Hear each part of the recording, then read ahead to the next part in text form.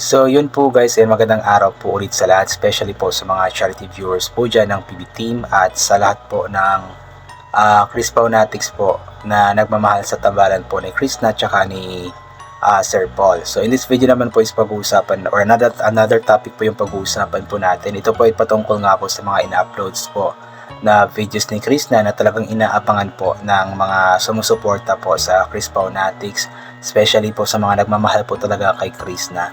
Kasi kahit na isang araw lamang pong walang upload si Chris na, talagang namimiss na po kaagad ng mga tao ang kanyang upload.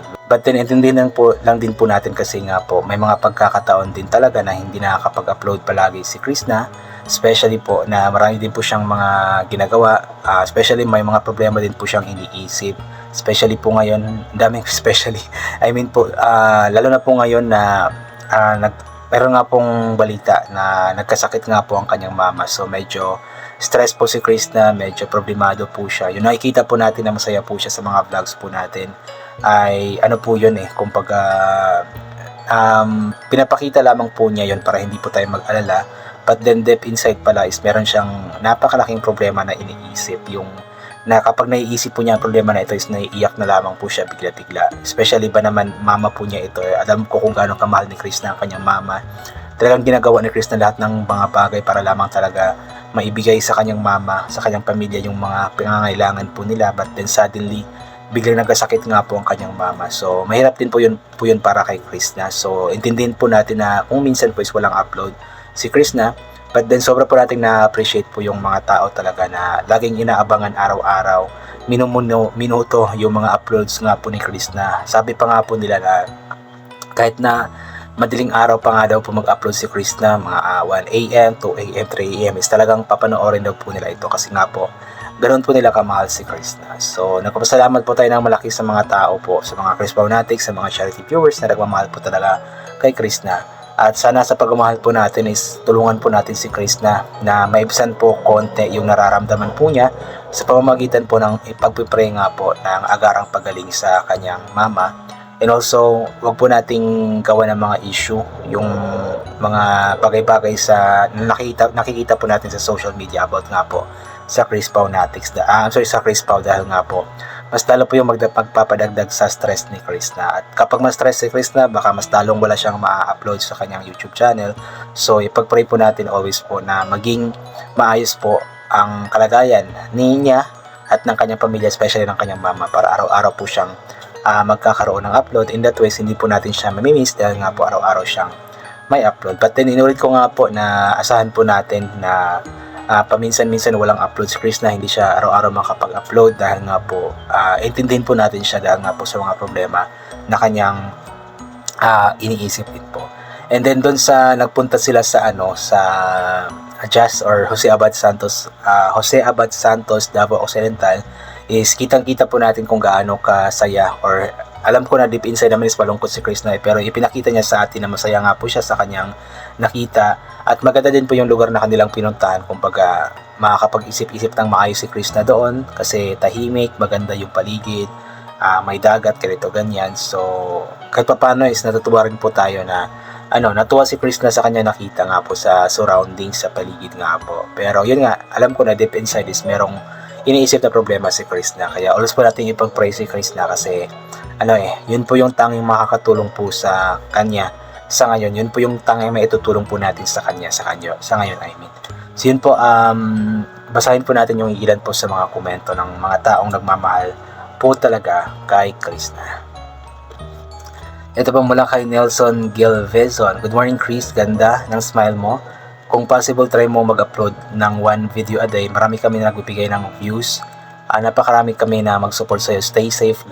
God's blessing is always be with you. Yun nga po, gusto naman po natin na araw-araw pong magkaroon ng upload si Chris na at least 1 video a day. Pero yun nga po, intindihin po natin kasi marami pong iniisip na problema si Chris na. At the same time, yung pag-upload po ng 1 video a day tapos nagme-mission sila galing sa mission. So nakakapagod din po kasi yung mag-mission guys. Mahaba-habang lakaran, mahabang travel. Nakakapagod po yun, nakakalula. Tapos pagdating sa kanilang sinestayhan or sa bahay is mag-edit pa, mag-upload pa. So nakakapagod po yun. So sana maintindihan din po natin yun na may mga pagkakataon na hindi nakakapag-upload paminsan-minsan si Chris na araw-araw. At si Chris na po is baguhan pa lamang po sa pag-vlog, so hindi pa siya ganun ka familiar or ganun kagamay, kumbaga hindi pa siya ganun kasanay sa mga ganung mga bagay pa. Unlike po kila Sir Paul, na sanay na po talaga na kahit na galing sa mission, pagod na pagod, is may time pa talaga na mag-edit, mag-upload, kasi nga po nasanay na po sila. Pero si Chris na kasi is bago pa lamang po siya, so intindihin po natin na hindi po siya araw-araw makapag-upload. From Mirna Lakadin, ayan. Good morning Chris na ganda, inaantay ko upload mo kagabi. Salamat naman at makapag-upload ka na. Ganyan araw-arawin ang pag-upload para sa iyong pamilya. Sipag at syaga lang, Bibi Loves ni Sir Paul namin habang sikat ka pa sa Sokmed. Ingat lagi Chris Hall sa buong PB team. Totoo din naman, mas maganda yung araw-araw talaga may upload para mas malaki yung papasok na revenue na makakatulong nga po sa kanyang pamilya. But then inulit ko nga po, intindihin na lamang po muna natin si Chris na sa ngayon, kasi nga po marami siyang iniisip na mga problema, especially po ang pagkakasakit ng kanyang mama. Mula kay Nora Chok, salamat, may upload ka na kagabi pa kami nag-aabang ng upload mo. Ingat kayong lahat sa mission, alagaan mo ang inyong sarili, anak. Yun, di ba? Talagang inaabangan po ng mga tao yung upload ni Chris na. Kahit ako din naman, pagkatapos ko manood ng vlog ni Sir Paul, so pupunta ako sa channel ni Chris na. Kumbaga second option ko yung channel ni Chris na. After po ng kay Sir Paul, then kay Chris na.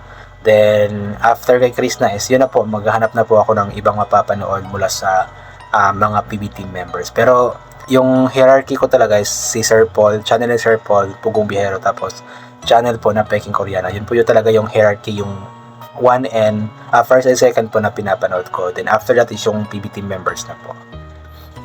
From Agnes Ledonio, good morning PB team Chris na, and to your lang and ingat kayo sa pag-mission nyo, and I pray lang dito habang watch the vlog nyo. No pans in sa bath bashers. Gusto lang na lang kumita sila, but sa original viewers, followers of PB team, I love, enjoy to all. Ayan, medyo hindi ko naintindihan yun, pero parang sinasabi po dito ni ma'am na parang hayaan na lang po yung mga bashers, kasi ginagawa nila yun para kumita lang po sila, parang ganoon po. Ayan, from Len Buena Ubra, ayan, pwede na ganitong oras mag-upload mo sa vlog mo Chris na, para mas maraming makapanood. Ingat ka lagi baby girl, mag-enjoy ka lagi sa mga mission at vlog mo kayo Sir Paul. Regarding kay Chris na, since marami nga po yung nag-aabang sa kanya, kahit anong oras po siya mag-upload is talagang nagkakaroon po siya ng maraming views. Unlike po sa iba, just like po sa akin, kapag mag-upload po ako ng madaling araw, talagang walang views. Pero pag kay Chris na, kahit na madaling araw pa po yan, dahil nga po inaabangan po siya, is nagkakaroon po talaga siya ng maraming views. From Jody Elliot, good morning kay Chris at sa lahat ng PB team dyan. Ingat kayong lahat PB team sa mission niya. Salamat, may upload ka na din. Masaya na din kaming lahat mga Chris Pao lovers. So, di ba? Marami kasing nag-aabang po talaga ng upload ni Chris na, kaya kapag may upload is talagang matik, dami agad ang views kasi nga po maraming nag-aabang.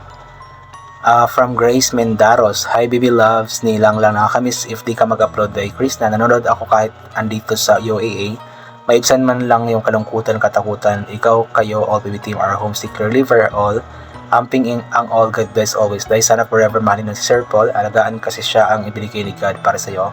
Kahit anong mga trials man dumating, tatagan nyo both para di kayo matatalo sa mga pagsubok sa life, at i-center si God above all para gabayan kayo lagi. Yes, totoo po yun, tama po yun. Dapat i-center po palagi si God sa mga puso po nila para mas magiging matatag po sila at magtatagal po sila. At itong mga OFW po talaga natin, alam ko na sobrang stress po nila ngayon, sobrang takot po sila sa mga nangyayari sa kanilang paligid. But then itong PB team, Chris Pao ang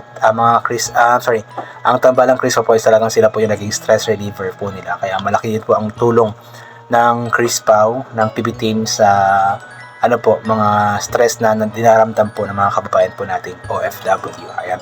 So yun po, I think hanggang dito na lamang po muna ito. God bless po and bye for now po.